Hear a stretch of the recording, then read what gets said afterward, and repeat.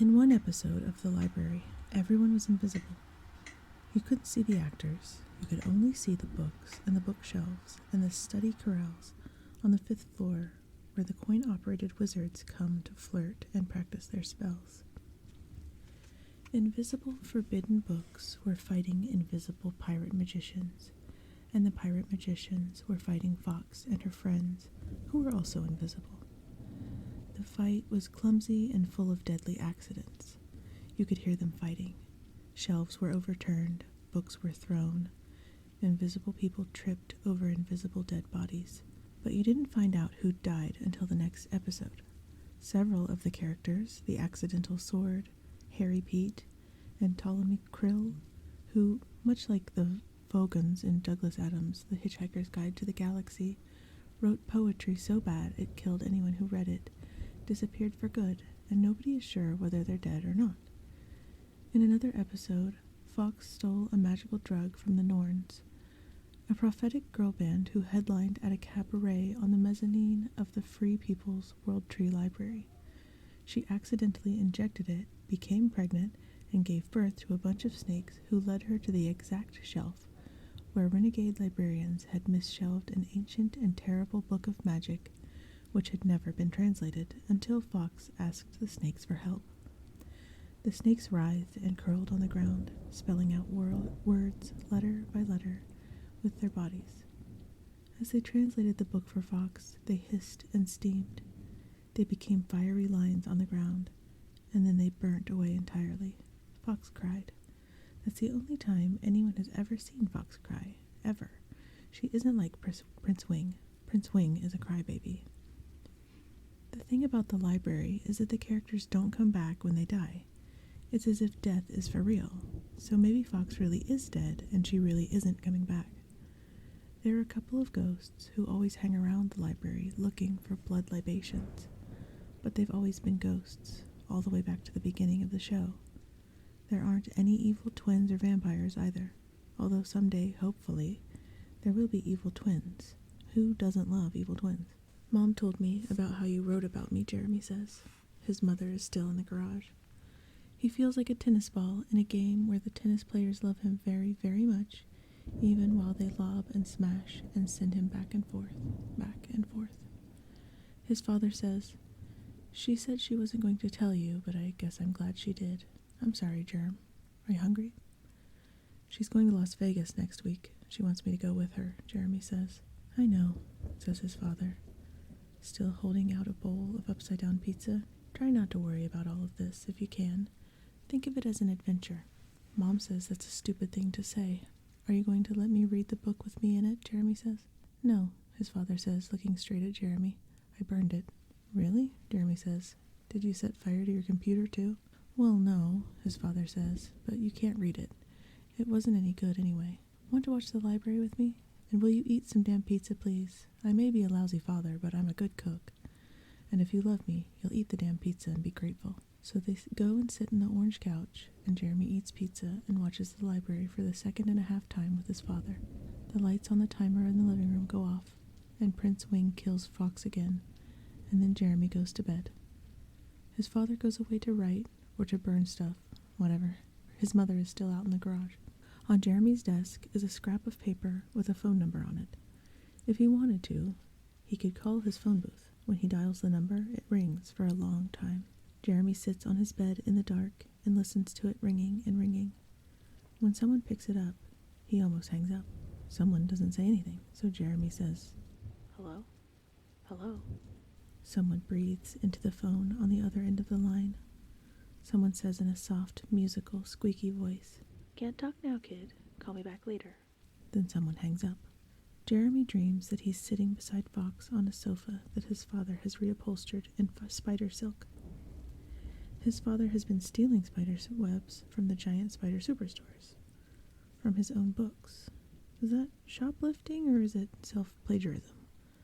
The sofa is soft and gray and a little bit sticky. Fox sits on either side of him. The right-hand side Fox is being played by Talus. Elizabeth plays the fox on his left. Both foxes look at him with enormous compassion. "Are you dead?" Jeremy says. "Are you?" the fox who was being played by Elizabeth says, in that unmistakable fox voice which Jeremy's father once said sounds like a sexy and demented helium balloon. It makes Jeremy's brain hurt to hear Fox's voice coming out of Elizabeth's mouth. The fox who looks like Talus doesn't say anything at all. The writing on her t-shirt is so small and so foreign that Jeremy can't read it without feeling as if he's staring at Fox Talus's breasts. It's probably something he needs to know, but he'll never be able to read it. He's too polite, and besides, he's terrible at foreign languages. "Hey, look," Jeremy says, "we're on TV." There he is on television, sitting between two foxes on a sticky gray couch in a field of red poppies. "Are we in Las Vegas?" "We're not in Kansas," Fox Elizabeth says. "There's something I need you to do for me." "What's that?" Jeremy says. "If I tell you in the dream," Fox Elizabeth says, "you won't remember. You have to remember to call me when you're awake. Keep on calling until you get me." "How will I remember to call you," Jeremy says, "if I don't remember what you tell me in this dream? Why do you need me to help you? Why is Talus here? What does her t-shirt say? Why are you both fox? Is this Mars?" Fox Talus goes on watching TV. Fox Elizabeth opens her kind and beautiful, un-Hello Kitty-like mouth again. She tells Jeremy the whole story. She explains everything. She translates Fox Talus's t-shirt, which turns out to explain everything about Talus that Jeremy has ever wondered about. It answers every single question that Jeremy has ever had about girls. And then Jeremy wakes up. It's dark. Jeremy flips on the light. The dream is moving away from him. There was something about Mars? Elizabeth was asking who he thought was prettier, Talus or Elizabeth. They were laughing. They both had pointy fox ears. They wanted him to do something. There was a telephone number he was supposed to call. There was something he was supposed to do. In 2 weeks, on the 15th of April, Jeremy and his mother will get in her van and start driving to Las Vegas. Every morning before school, Jeremy takes long showers and his father doesn't say anything at all. One day, it's as if nothing is wrong between his parents. The next day, they won't even look at each other. Jeremy's father won't come out of his study, and then the day after that, Jeremy comes home and finds his mother sitting on his father's lap. They're smiling as if they know something stupid and secret. They don't even notice Jeremy when he walks through the room. Even this is preferable, though, to the way they behave when they do notice him. They act guilty and strange and as if they're about to ruin his life. Gordon Mars makes pancakes every morning, and Jeremy's favorite dinner, macaroni and cheese, every night. Jeremy's mother plans out an itinerary for their trip. They will be stopping at libraries across the country because his mother loves libraries, but she's also bought a new 2-man tent and 2 sleeping bags and a portable stove so they can camp. If Jeremy wants to camp, even though Jeremy's mother hates the outdoors. Right after she does this, Gordon Mars spends all weekend in the garage. He won't let either of them see what he's doing, and when he does let them in, it turns out that he's removed the seating in the back of the van and bolted down 2 of his couches, one on each side, both upholstered in electric blue fake fur. They have to climb in through the cargo door at the back because one of the couches is blocking the sliding door. Jeremy's father says, looking very pleased with himself, "So now you don't have to camp outside, unless you want to. You can sleep inside. There's space underneath for suitcases. The sofas even have seat belts." Over the sofas, Jeremy's father has rigged up a small wooden shelf that folds down on chains from the wall of the van and become tabletops. There's a travel-sized disco ball dangling from the ceiling, and a wooden panel with Velcro straps and a black quilted pad. Behind the driver's seat, where Jeremy's father explains they can hang up the painting of the woman with the apple and the knife. The van looks like something out of an episode of The Library. Jeremy's mother bursts into tears. She runs back inside the house. Jeremy's father says helplessly, "I just wanted to make her laugh." Jeremy wants to say, "I hate both of you," but he doesn't say it. And he doesn't, and it would be easier if he does. When Jeremy told Carl about Las Vegas, Carl punched him in the stomach. Then he said, "Have you told Talus?" Jeremy said, "You're supposed to be nice to me. You're supposed to tell me not to go and that this sucks, and you're not supposed to punch me. Why did you punch me? Is Talus all you ever think about? Kind of, Carl said. Most of the time. Sorry, Germ. Of course I wish you weren't going, and yeah, it also pisses me off. We're supposed to be best friends, but you do stuff all the time that I never get to. I've never driven across the country or been to Las Vegas, even though I'd really, really like to. I can't feel sorry for you when I bet you anything that while you're there, you'll sneak into some casino and play slot machines and win like $1 million. You should feel sorry for me. I'm the one that has to stay here. Can I borrow your dirt bike while you're gone? Sure, Jeremy said. How about your telescope? Carl said. I'm taking it with me, Jeremy said. Fine. You have to call me every day, Carl said. You have to email. You have to tell me about Las Vegas showgirls. I want to know how tall they really are. Whose phone number is this? Carl was holding the scrap of paper with the number of Jeremy's phone booth. Mine, Jeremy said. That's my phone booth, the one I inherited. Have you called it? Carl said. No, Jeremy said. He'd called the phone booth a few times, but it wasn't a game. Carl would think it's a game. Cool, Carl said, and he went ahead and dialed the number. Hello? Carl said. I'd like to speak to the person in charge of Jeremy's life. This is Jeremy's best friend, Carl. Not funny, Jeremy said. My life is boring, Carl said into the phone. I've never inherited anything. This girl I like won't talk to me. So is someone there? Does anybody want to talk to me? Does anyone want to talk to my friend, the lord of the phone booth? Jeremy, they're demanding that you liberate the phone booth from yourself. Still not funny, Jeremy said, and Carl hung up the phone. Jeremy told Elizabeth. They were up on the roof of Jeremy's house, and he told her the whole thing. Not just the part about Las Vegas, but also the part about his father, and how he put Jeremy in a book with no giant spiders in it. Have you read it? Elizabeth said. No, Jeremy said. He won't let me. Don't tell Carl. All I told him is that my mom and I have to go out for a few months to check on the wedding chapel. I won't tell Carl, Elizabeth said. She leaned forward and kissed Jeremy, and then she wasn't kissing him. It was all very fast and surprising, but they didn't fall off the roof. Nobody falls off the roof in this story. Talus likes you, Elizabeth said. That's what Amy says. Maybe you like her back. I don't know, but I thought I should go ahead and kiss you now, just in case I don't get to kiss you again. You can kiss me again, Jeremy said. Talus probably doesn't like me.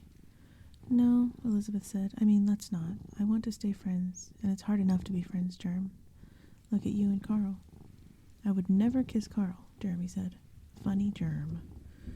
We should have a surprise party for you before you go, Elizabeth said. It won't be a surprise party now, Jeremy said. Maybe kissing him once was enough. Well, once I tell Amy it can't really be a surprise party, Elizabeth said. She would explode into 1,000,000 pieces, and all the little pieces would start yelling, Guess what? Guess what? We're having a surprise party for you, Jeremy. But just because I'm letting you in on the surprise doesn't mean there won't be surprises. I don't actually like surprises, Jeremy said. Who does? Elizabeth said. Only the people who do the surprising. Can we have the party at your house? I think it should be like Halloween, and it always feels like Halloween here. We could all show up in costumes and watch lots of old episodes of the library and eat ice cream. Sure, Jeremy said. And then, this is terrible. What if there's a new episode of the library while I'm gone? Who am I going to watch it with? And he'd said the perfect thing. Elizabeth felt so bad about Jeremy having to watch the library all by himself that she kissed him again. There has never been a giant spider in any episode of the library, although once Fox got really small and Ptolemy Krill carried her around in his pocket. She had to rip up one of Krill's handkerchiefs and blindfold herself just in case she accidentally read a draft of Krill's terrible poetry. And then it turned out that, as well as the poetry, Krill had also stashed a rare horned Anubis earwig in his pocket, which hadn't been properly preserved. Ptolemy Krill, it turned out, was careless with his kill jar. The earwig almost ate Fox, but instead it became her friend. It still sends her Christmas cards. These are the two most important things that Jeremy and his friends have in common: a geographical location and a love of a television show about a library. Jeremy turns on the television as soon as he comes home from school. He flips through the channels, watching reruns of Star Trek and Law & Order. If there's a new episode of the library before he and his mother leave for Las Vegas, then everything will be fine. Everything will work out. His mother says, You watch too much television, Jeremy. But he goes on flipping through channels. Then he goes up to his room and makes a phone call. The new episode needs to be soon because we're getting ready to leave. Tonight would be good. You'd tell me if there was going to be a new episode tonight, right? Silence. Can I take that as a yes? It would be easier if I had a brother. Jeremy tells his telephone booth. Hello, are you there? Or a sister? I'm tired of being good all the time. If I had a sibling, then we could take turns being good. If I had an older brother, I might be better at being bad, better at being angry. Carl is really good at being angry. He learned how from his brothers. I wouldn't want brothers like Carl's brothers, of course, but it sucks having to figure out everything by myself. And the more normal I try to be, the more my parents think that I'm acting out. They think it's a phase that I'll grow out of. They think it isn't normal to be normal, because there's no such thing as normal. And this whole book thing, the whole shoplifting thing, how my dad steals things, it figures that he went and stole my life. It isn't just me being melodramatic to say that. That's exactly what he did. Did I tell you that he once stole a ferret from a pet store because he felt bad for it, and then he let it loose in our house, and it turned out it was pregnant? There was this woman who came to interview Dad, and she sat down on one of the... Someone knocks on the bedroom door. Jeremy, his mother says. Is Carl here? Am I interrupting? No, Jeremy says, and hangs up the phone. He's gotten into the habit of calling his phone booth every day. When he calls, it rings, and then it stops ringing, as if someone has picked up. There's just silence on the other end. No squeaky pretend Fox voice, but it's a peaceful, interested silence. Jeremy complains about all the things there are to complain about, and the silent person on the other end listens and listens. Maybe it is Fox standing there in his phone booth, listening patiently. He wonders what incarnation of Fox is listening. One thing about Fox, she's never sorry for herself. She's always too busy. If it really were Fox, she'd hang up on him. Jeremy opens his door. I was on the phone, he says. His mother comes in and sits down on his bed. She's wearing one of his father's old flannel shirts. So, have you packed? Jeremy shrugs. I guess. Why did you cry when you saw what Dad did to the van? Don't you like it? It's that damn painting, his mother says. It was the first nice thing he ever gave me. We should have spent the money on health insurance and a new roof and groceries, and instead he bought a painting. I got so angry, I left him. I took the painting and I moved into a hotel, and I stayed there for a few days. I was going to sell the painting, but instead I fell in love with it, so I came home and apologized for running away. I got pregnant with you, and I used to get hungry and dream that someone was going to give me a beautiful apple like the one she's holding. When I told your father, he said he didn't trust her, that she was holding out the apple like it was a trick, and if you went to take it from her, she'd stab you with a peeling knife. He says that she's a tough old broad, and she'll take care of us while we're on the road. Do we really have to go? Jeremy says. If we go to Las Vegas, I might get into trouble. I might start using drugs or gambling or something. Oh, Jerm, you try so hard to be a good kid, his mother says. You try so hard to be normal. Sometimes I'd like to be normal too. Maybe Vegas will be good for us. Are these the books that you're bringing? Jeremy shrugs. Not all of them. I can't decide which ones I should take and which ones I can leave. It feels like whatever I leave behind, I'm leaving behind for good. That's silly, his mother says. We're coming back, I promise. Your father and I will work things out. If you leave something behind that you need, he can mail it to you. Do you think there are slot machines in the libraries in Las Vegas? I talked to a woman at the Hells Bells Chapel, and there's something called the Arts and Lovecraft Library, where they keep Cleo's special collection of horror novels and gothic romances and fake copies of the Necronomicon. You go in and out through a secret swinging bookcase door. People get married in it. There's a Dr. Frankenstein's Love Lab, the Mask of the Red Death Ballroom, and also something just called the Crypt. Oh yeah, there's also the Vampire's Patio and the Black Lagoon Grotto, where you can get married by moonlight. You hate all this stuff, Jeremy says. It's not my cup of tea, his mother admits. Then she says, when does everyone show up tonight? Around 8, Jeremy says. Are you going to get dressed? I don't have to dress up, his mother says. I'm a librarian, remember?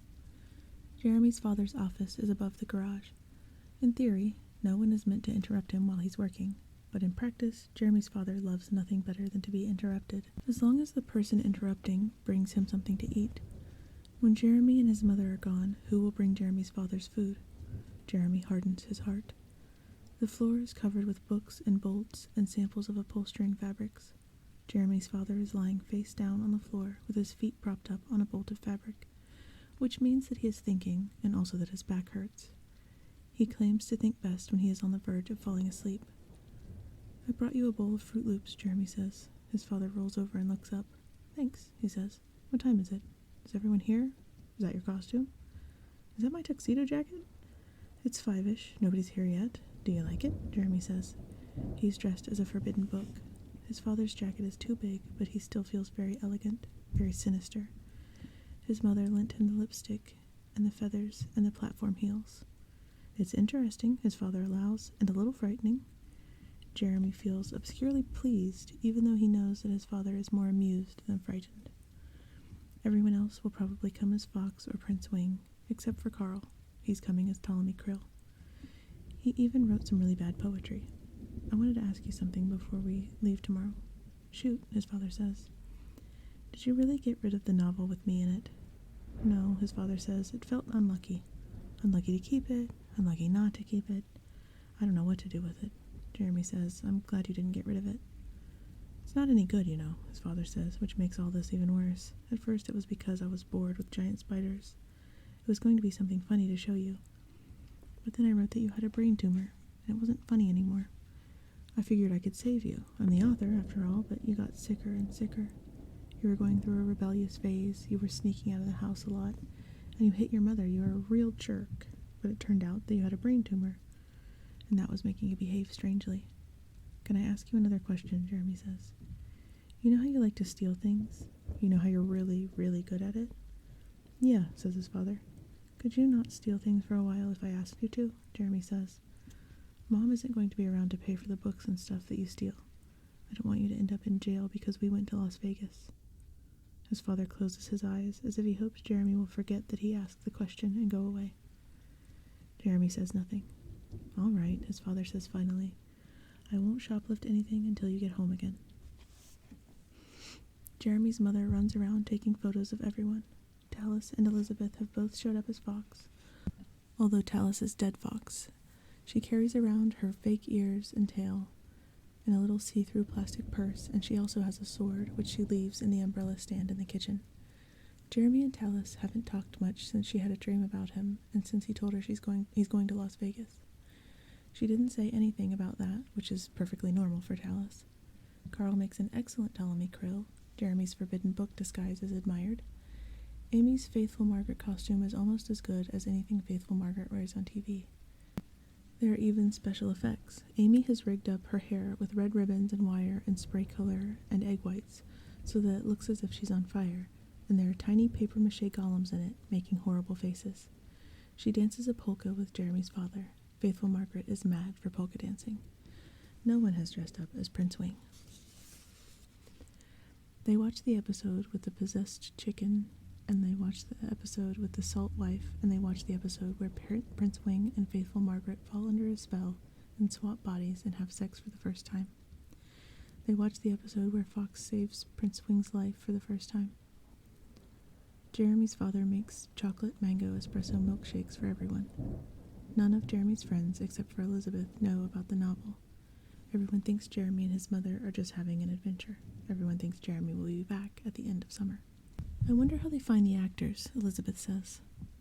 They aren't real actors, they must be regular people, but you'd think that somewhere there would be someone who knows them, that somebody online would say, hey, that's my sister, or that's the kid I went to school with, who threw up in PE. You know, sometimes someone says something like that, or sometimes someone pretends that they know something about the library, but it always turns out to be a hoax, just somebody wanting to be somebody. What about the guy who's writing it, Carl says. Tallis says, who says it's a guy? And Amy says, yeah, Carl, why do you always assume it's a guy writing it? Maybe nobody's writing it, Elizabeth says. Maybe it's magic, or it's broadcast from outer space. Maybe it's real. Wouldn't that be cool? No, Jeremy says, because then Fox would really be dead, and that would suck. I don't care, Elizabeth says. I wish it were real anyway. Maybe it all really happened somewhere, like King Arthur or Robin Hood, And this is just one version of how it happened, like a magical after-school special. Even if it isn't real, Amy says, parts of it could be real. Like maybe the World Tree Library is real. Or maybe the library is made up, but Fox is based on somebody that the writer knew. Writers do that all the time, right? Jeremy, I think your dad should write a book about me. I could be eaten by giant spiders. Or have sex with giant spiders. And have spider babies. I think that would be so great. So Amy does have psychic abilities after all. Although hopefully she will never know this. When Jeremy tests his own potential psychic abilities, he can almost sense his father hovering somewhere just outside of the living room, listening to this conversation and maybe even taking notes, which is what writers do. But Jeremy isn't really psychic. It's just that lurking and hovering and appearing suddenly when you aren't expecting him are what his father does. Just like shoplifting and cooking, Jeremy prays to all the dark gods that he never receives the gift of knowing what people are thinking. It's a dark road, and it ends up with you trapped on late-night television in front of an invisible audience of depressed insomniacs, wearing hats made out of tinfoil, and they all want to pay you $9.99 per minute to hear you describe in minute, terrible detail what their deceased cat is thinking about right now. What kind of future is that? He wants to go to Mars. And when will Elizabeth kiss him again? You can't just kiss someone twice and then never kiss them again. He tries not to think about Elizabeth and kissing, just in case Amy reads his mind. He realizes that he's been staring at Talus's breasts, glares instead at Elizabeth, who is watching TV. Meanwhile, Carl is glaring at him. On television, Fox is dancing in the invisible nightclub with faithful Margaret, whose hair is about to catch fire again. The Norns are playing their screechy cover of Come On Eileen. The Norns only know 2 songs, Come On Eileen and Everybody Wants to Rule the World. They don't play real instruments. They play squeaky dog toys and also a bathtub which is enchanted, although nobody knows by who, or why, or what it was enchanted for. If you had to choose one, Jeremy says, invisibility or the ability to fly, which would you choose? Everyone looks at him. Only perverts would want to be invisible, Elizabeth says. You have to be naked if you were invisible, Carl says, because otherwise people could see your clothes. If you could fly, you'd have to wear thermal underwear, because it's cold up there. So it just depends on whether you like to wear long underwear or no underwear at all, Amy says. It's the kind of conversation that they have all the time. It makes Jeremy feel homesick even though he hasn't left yet. Maybe I'll go make brownies, Jeremy says. Elizabeth, do you want to help me make brownies? Shh, Elizabeth says.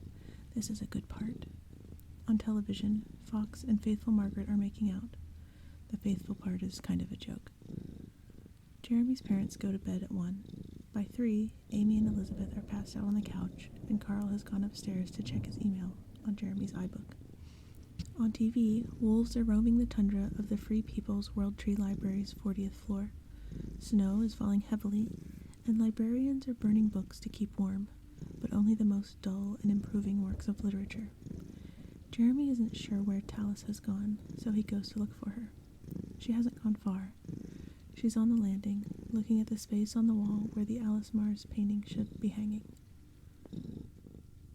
Talus is carrying her sword with her, and her little plastic purse. In the bathroom off the landing, the singing toilet is still singing away in German. We're taking the painting with us, Jeremy says. My dad insisted, just in case he accidentally burns down the house while we're gone. Do you want to go see it? I was going to show everybody, but everybody's asleep right now. Sure, Talus says. So Jeremy gets a flashlight and takes her down to the garage and shows her the van. She climbs right inside and sits down on one of the blue fur couches. She looks around, and he wonders what she's thinking. He wonders if the toilet song is stuck in her head.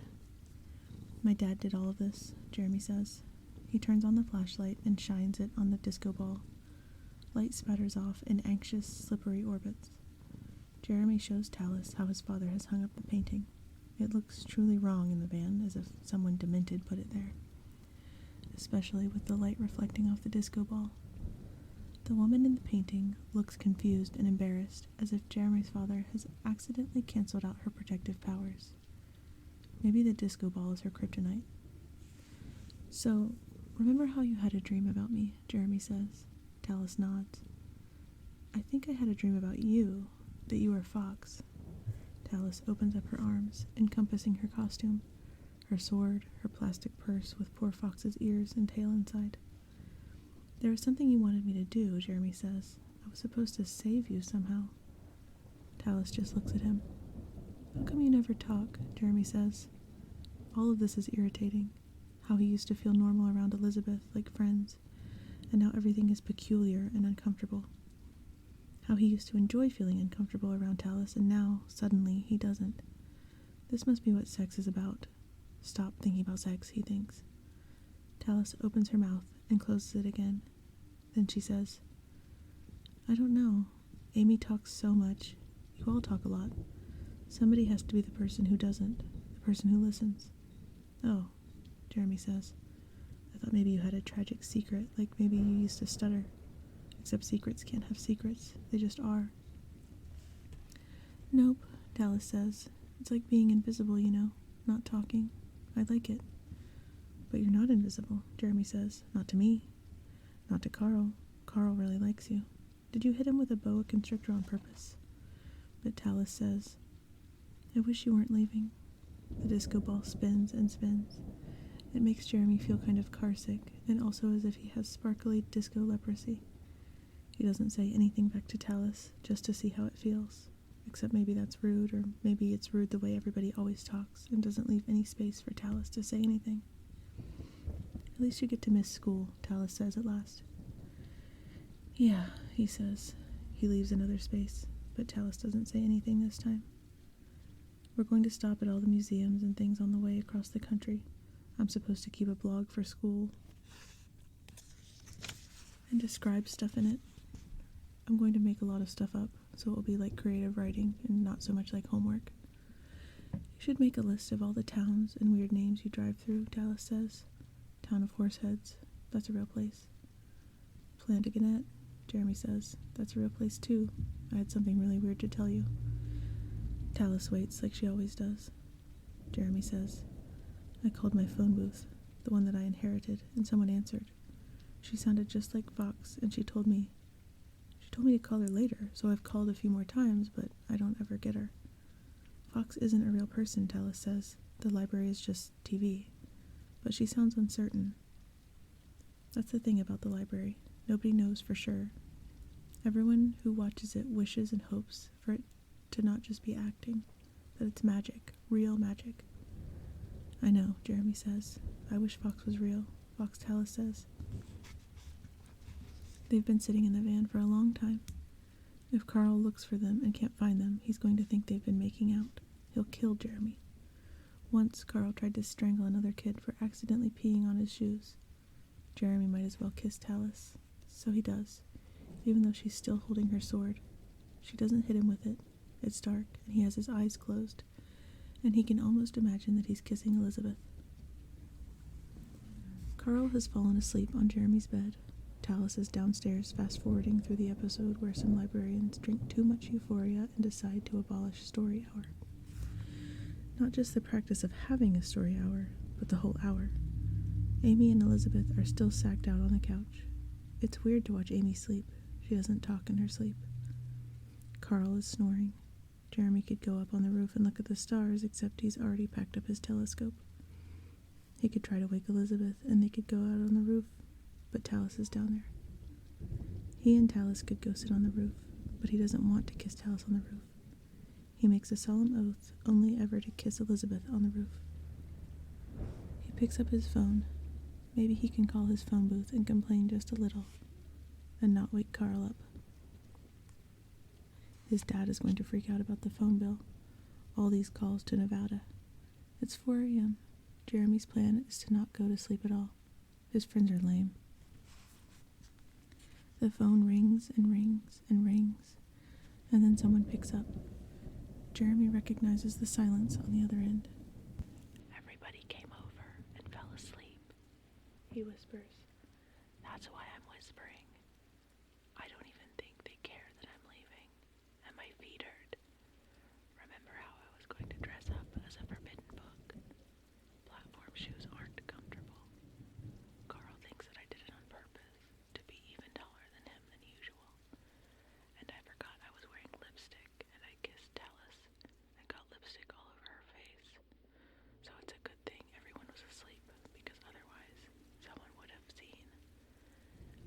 Dad says that he won't shoplift at all while Mom and I are gone, but you can't trust him. And that fake fur upholstery shit's like, Jeremy. That strangely familiar, sweet and rusty door hinge voice says softly, Shut up, Jeremy. I need your help. Wow, Jeremy says, not in a whisper. Wow. Is this Fox? Are you really Fox? Is this a joke? Are you real? Are you dead? What are you doing in a phone booth? You know who I am. Fox says, and Jeremy knows with all his heart that it's really Fox. I need you to do something for me. What? Jeremy says. Carl, on the bed, laughs in his sleep, as if the idea of Jeremy doing anything is funny to him. What could I do? I need you to steal 3 books, Fox says, from a library in a place called Iowa. I know Iowa, Jeremy says. I mean, I've never been there, but it's a real place. I could go there. I'm going to tell you the books you need to steal. Fox says. Author title and the Julie Festival number. Dewey Decimal. Jeremy says. It's actually called the Dewey Decimal in real libraries. Real. Fox said, sounding amused.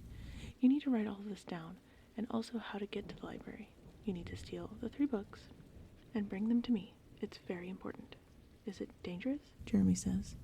Are the forbidden books up to something? Are the forbidden books real too? What if I get caught stealing? It's not dangerous to you. Fox says. Just don't get caught. Remember the episode of the library when I was the little old lady with the beehive and I stole the Bishop of Tweedle's false teeth while he was reading the banns for the wedding of faithful Margaret and Sir Petronella the Younger? Remember how he didn't even notice? I've never seen that episode. Jeremy says, although as far as he knows, he's never missed a single episode of the library. He's never even heard of Sir Petronella. Oh. Fox says. Maybe that's a flashback in a later episode or something. That's a great episode. We're depending on you, Jeremy. You have got to steal these books. They contain dreadful secrets. I can't say the titles out loud. I'm going to spell them instead. So Jeremy gets a pad of paper and Fox spells out the titles of each book twice. They aren't titles that can be written down here. It's safer not to even think about some books. Can I ask you something? Jeremy says. Can I tell anybody about this? Not Amy, but I could tell Carl or Elizabeth. Or Talus. Can I tell my mom? If I woke Carl up right now, would you talk to him for a minute? I don't have a lot of time. Fox says. I have to go now. Please don't tell anyone, Jeremy. I'm sorry. Is it the forbidden books? Jeremy says again. What would Fox think if she saw the costume he's still wearing, except for the platform heels? Do you think I shouldn't trust my friends? But I've known them my whole life. Fox makes a noise, a kind of pained woof. What is it? Jeremy says. Are you okay?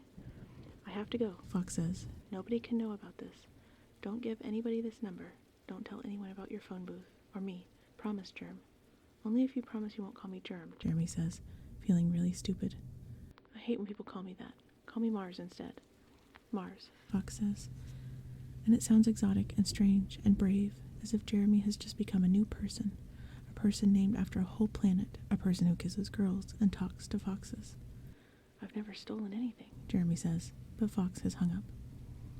Maybe out there somewhere is someone who enjoys having to say goodbye, but it isn't anyone that Jeremy knows.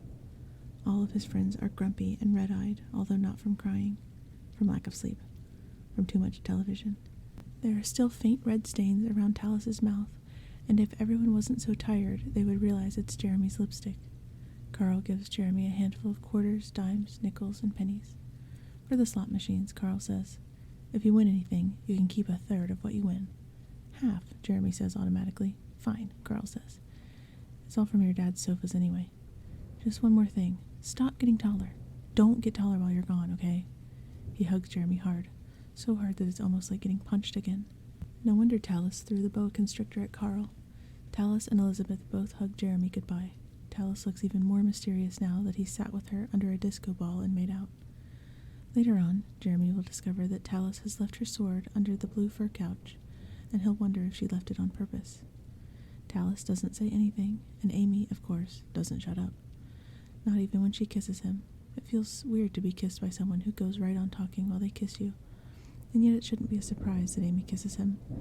He imagines that later Amy and Talus and Elizabeth will all compare notes. Elizabeth says, I promise I'll tape every episode of the library while you're gone, so we can all watch them together when you get back. I promise I'll call you in Vegas no matter what time it is there, when there's a new episode. Her hair is a meth, and her breath is faintly sour. Jeremy wishes that he could tell her how beautiful she looks. I'll write bad poetry and send it to you, he said. Jeremy's mother is looking hideously cheerful as she goes in and out of the house, making sure that she hasn't left anything behind. She loves long car trips. It doesn't bother her one bit that she and her son are abandoning their entire lives.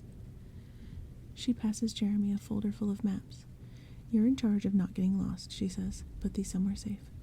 Jeremy says, I found a library online that I want to go visit, out in Iowa.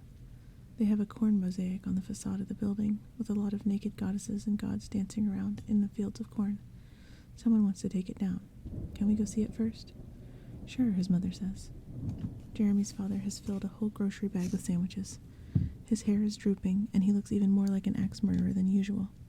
If this were a movie, you'd think that Jeremy and his mother were escaping in the nick of time. Take care of your mother, he says to Jeremy. Sure, Jeremy says. You take care of yourself. His dad sags. You take care of yourself too. So it's settled. They're all supposed to take care of themselves. Why can't they stay home and take care of each other until Jeremy is good and ready to go off to college? I've got another bag of sandwiches in the kitchen, his dad says. I should go get them. Wait, Jeremy says. I have to ask you something before we take off. Suppose I had to steal something. I mean, I don't have to steal anything, of course, and I know stealing is wrong, even when you do it, and I would never steal anything. But what if I did? How would you do it? How do you do it and not get caught? His father shrugs. He's probably wondering if Jeremy is really his son. Gordon Mars inherited his mutant, long-fingered, ambidextrous hands from a long line of shoplifters and money launderers and petty criminals. They're all deeply ashamed of Jeremy's father. Gordon Mars had a gift, and he threw it away to become a writer. I don't know, he says. He picks up Jeremy's hand and looks at it as if he's never noticed before that Jeremy had something hanging off the end of his wrist. You just do it. You do it like you're not really doing anything at all. You do it while you're thinking about something else and you forget that you're doing it. Oh, Jeremy says, taking his hand back. I'm not planning on stealing anything. I was just curious. His father looks at him. Take care of yourself, he says again, as if he really means it, and hugs Jeremy hard. Then he goes and gets the sandwiches. So many sandwiches that Jeremy and his mother will eat sandwiches for the first 3 days and still have to throw half of them away. Everyone waves. Jeremy and his mother climb into the van. Jeremy's mother turns on the CD player. Bob Dylan is singing about monkeys. His mother loves Bob Dylan. They drive away. Do you know how sometimes during a commercial break in your favorite television shows, your best friend calls and wants to talk about one of her boyfriends, and when you try to hang up, she starts crying, and you try to cheer her up and end up missing about half of the episode? And so when you go to work the next day, you have to get the guy who sits next to you to explain what happened. That's the good thing about a book. You can mark your place in a book, but this isn't really a book. It's a television show. In one episode of The Library, an adolescent boy drives across the country with his mother. They have to change a tire. The boy practices taking things out of his mother's purse and putting them back in again. He steals a 16-ounce bottle of Coke from one of the convenience markets and leaves it at another convenience market. The boy and his mother stop at a lot of libraries, and the boy keeps a blog, but he skips the bit about the library in Iowa. He writes in his blog about what he's reading, but he doesn't read the books that he stole in Iowa because Fox told him not to, and because he has to hide them from his mother. Well, he reads just a few pages. Skims, really. He hides them under the blue fur sofa. They go camping in Utah, and the boy sets up his telescope. He sees 3 shooting stars and a coyote. He never sees anyone who looks like a forbidden book. Although he sees a transvestite go into the women's restroom at a rest stop in Indiana. He calls a phone booth just outside Las Vegas twice, but no one ever answers. He has short conversations with his father. He wonders what his father is up to. He wishes he could tell his father about Fox and the books. Once the boy's mother finds a giant spider the size of an Oreo in their tent. She starts laughing hysterically. She takes a picture of it with her digital camera, and the boy puts the picture on his blog. Sometimes the boy asks questions, and his mother talks about her parents. Once she cries. The boy doesn't know what to say. They talk about their favorite episodes of The Library, and the episodes that they really hated, and the mother asks if the boy thinks Fox is really dead. He says he doesn't think so. Once, a man tries to break into the van while they are sleeping in it, but then he goes away. Maybe the painting of the woman with the peeling knife is protecting them. But you've seen this episode before. It's Cinco de Mayo. It's almost 7 o'clock at night, and the sun is beginning to go down. Jeremy and his mother are in the desert, and Las Vegas is somewhere in front of them. Every time they pass a driver coming the other way, Jeremy tries to figure out if that person has just won or lost a lot of money. Everything is flat and sort of tilted here, except off in the distance, where the land goes up abruptly, as if someone has started to fold up a map. Somewhere around here is the Grand Canyon, which must have been a surprise when people first saw it. Jeremy's mother says, "Are you sure we have to do this first? Couldn't we find your phone booth later?" "Can we do it now?" Jeremy says. "I was going to do it for my blog. It's like a quest that I have to complete." "Okay," his mother says. "It should be around here somewhere. It's supposed to be 4 or 5 miles after the turnoff. And here's the turnoff." It isn't hard to find the phone booth. There isn't much else around. Jeremy should feel excited when he sees it, but it's a disappointment, really. He's seen phone booths before. He was expecting something to be different. Mostly he just feels tired of road trips and tired of roads and just tired. He looks around to see if Fox is somewhere nearby, but there's just a hiker off in the distance, some kid. "Okay, Jerm," his mother says, "make this quick." "I need to get my backpack out of the back," Jeremy says. "Do you want me to come too?" his mother says. "No," Jeremy says. "This is kind of personal." His mother looks like she's trying not to laugh. "Just hurry up, I have to pee." When Jeremy gets to the phone booth, he turns around. His mother has the light on in the van. It looks like she's singing along to the radio. His mother has a terrible voice. When he steps inside the phone booth, it isn't magical. The phone booth smells rank, as if an animal has been living in it. The windows are smudgy. He takes the stolen books out of his backpack and puts them in the little shelf where someone has stolen a phone book. Then he waits. Maybe Fox is going to call him. Maybe he's supposed to wait until she calls, but she doesn't call. He feels lonely. There's no one he can tell about this. He feels like an idiot, and he also feels kind of proud, because he did it.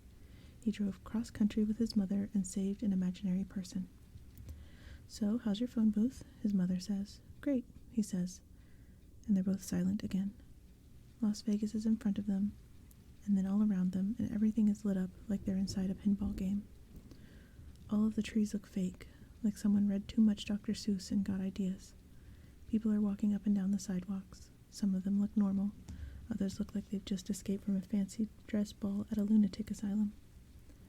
Jeremy hopes they've just won lots of money, and that's why they look so startled, so strange. Or maybe they're all vampires. "Left," he tells his mother. "Go left here. Look out for the vampires on the crosswalk, and then it's an immediate right." 4 times his mother let him drive the van, once in Utah, twice in South Dakota, once in Pennsylvania. The van smells like old burger wrappers and fake fur, and it doesn't help that Jeremy's gotten used to the smell. The woman in the painting has had a pained expression on her face for the last few nights, and the disco ball has lost some of its pieces of mirror because Jeremy kept knocking his head on it in the morning. Jeremy and his mother haven't showered in 3 days. Here is the wedding chapel in front of them, at the end of a long driveway. Electric purple light shines on a sign that spells out Hell's Bells. There's a wrought iron fence and a yard full of trees dripping Spanish moss. Under the trees, tombstones and miniature mausoleums. "Do you think those are real?" his mother says. She sounds slightly worried. "Harry East, recently deceased," Jeremy says. "No, I don't."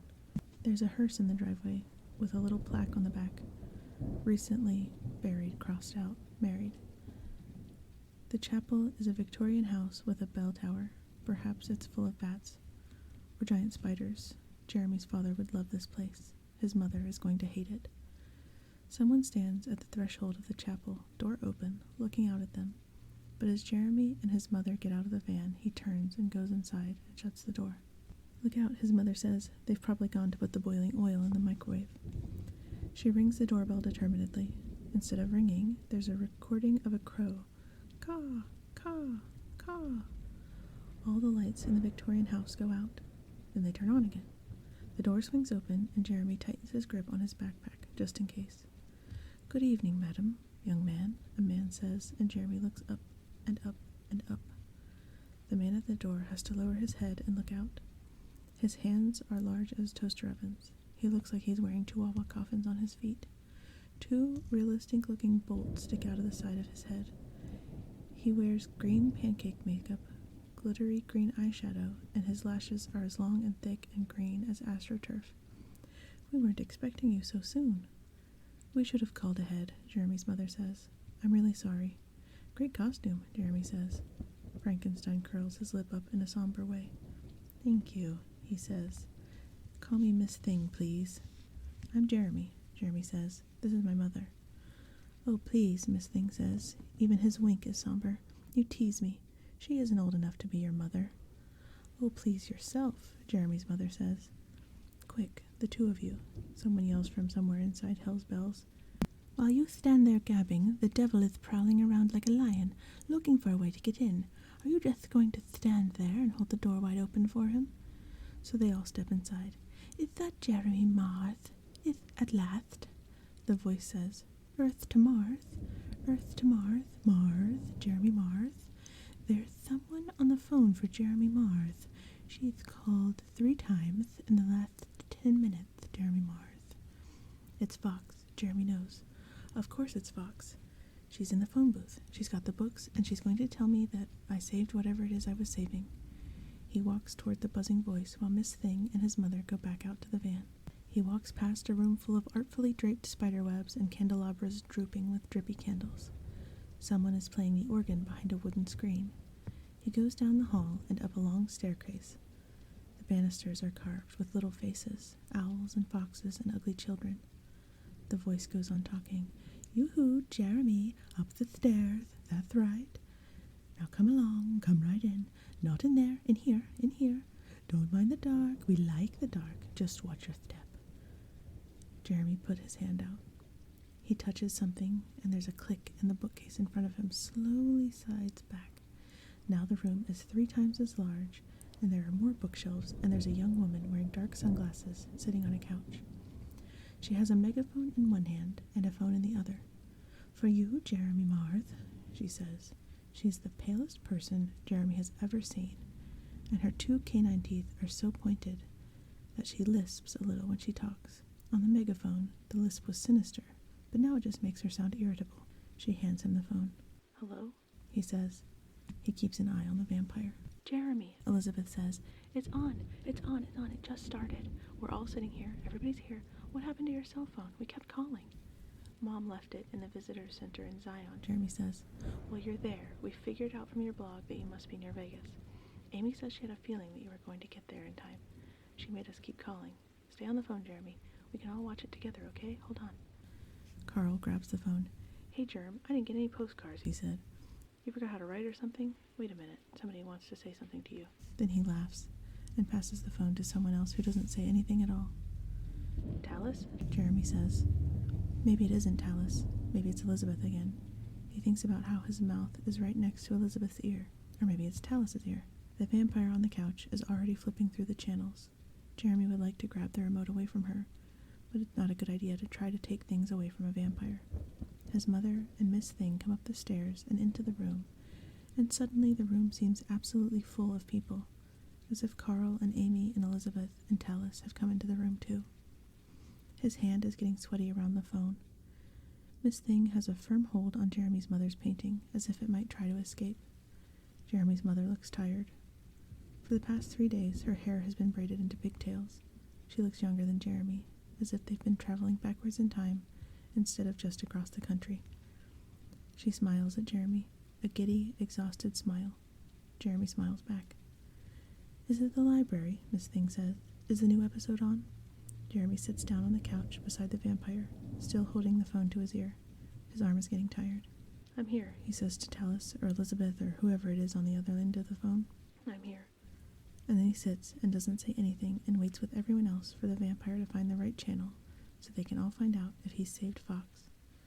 If Fox is alive. If Fox is still alive.